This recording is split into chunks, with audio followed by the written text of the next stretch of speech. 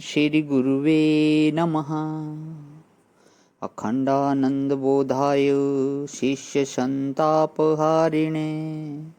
सच्चिदानंदरूपाय रामाय गुरुवे नमः। ओम शांति शांति शांति। प्रणाम भगवान। श्वेता श्वेतोपनिषद स्वामी श्री अखंडानंद सरस्वती जी महाराज का दिव्य ग्रंथ, जिसमें भगवान आज हमारा 35वां प्रवचन प्रारंभ होता है। परमात्मा का सविशेष रूप भाग 2 चलेगा। अध्याय 3 में मंत्र नंबर 13 से लेकर के 16 तक की व्याख्या स्वामी जी इसमें देंगे।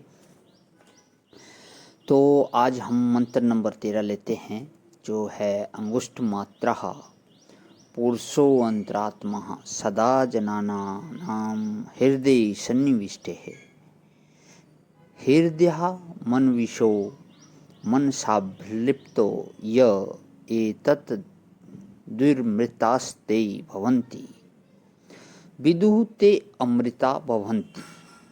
जो इसको जानते हैं वे अमृत हो जाते हैं। ये एतद् विदु ते अमृता भवन्ति। एतद् विदुः ते अमृता भवन्ति। ए माने जिज्ञासु पुरुष, यह अधिकारी का वर्णन है। और एतद् माने जिज्ञास्या जिज्ञास्य ब्रह्म। ये एतद् ब्रह्म विदु, जिन अधिकारी पुरुषों ने इस ब्रह्म को अपने से अभिन्न जान लिया, ते अमृता भवन्ति, वे स्वयं ब्रह्म हो जाते हैं। ब्रह्म विदेव ब्रह्मो भवति। जो भी ब्रह्म को जानता है वह ब्रह्म ही हो जाता है, और किसी को जानकर वही हो जाना संभव नहीं है। घड़े को जानकर खड़ा हो जाना संभव नहीं है, क्योंकि वह एक छोटी चीज है और वह तुम्हारी आंख की ज्योति के भीतर एक क्षण के लिए आता है, एक कण के रूप में आता है। ऐसी ऐसी करोड़ों वस्तुएं तुम्हारी आंख की ज्योति में आती रहती हैं। तो तुम चाहो कि हम आंख के रास्ते से घड़े में जाकर हमेशा के लिए घड़े हो जाएं, कैसे हो जाओगे? फिर घड़े को छोड़कर लौट आओगे और कपड़े को जानोगे। फिर कपड़े को जानकर लौट आओगे, मकान को जानोगे। इसमें से कोई ऐसी चीज नहीं है इंद्रियों के विषय में, और ना इंद्रियों में, और ना तो अंतःकरण में, जिसको जानकर हम बिल्कुल वही के वही हो जाएं। पर अद्वितीय वस्तु, अनंत वस्तु ब्रह्म को कोई जानेगा, उससे जुदा नहीं रह सकता।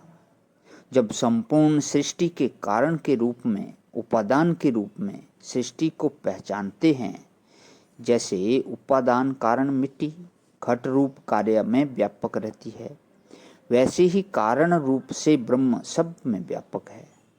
यह निश्चय होता है। कारण सत्ता ब्रह्म है और कार्य सत्ता जगत है, तो वह सब में पूर्ण है, सर्वत्र पूर्ण है। यह बात मालूम पड़ती है। और वह अविनाशी है, ऐसा भी मालूम पड़ता है।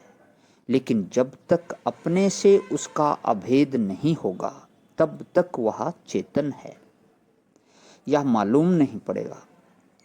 चेतन के रूप में केवल अपने आपे का ही अनुभव हो सकता है।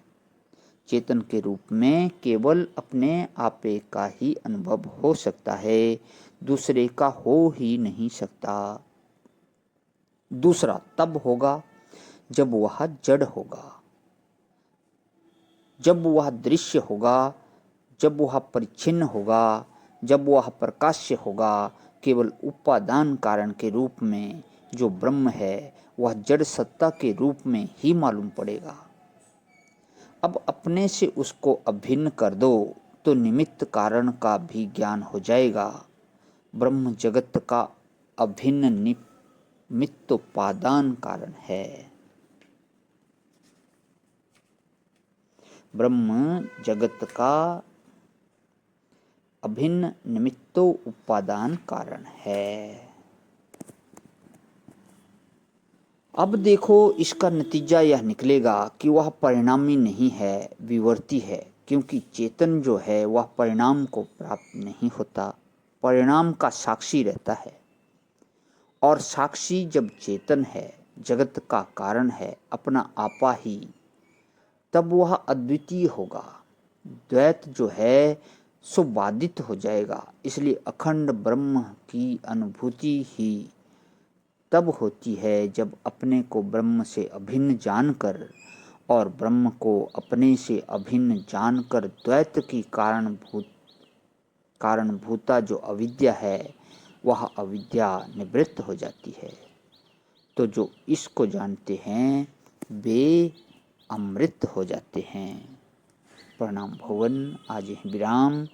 ओम शांति शांति शांति।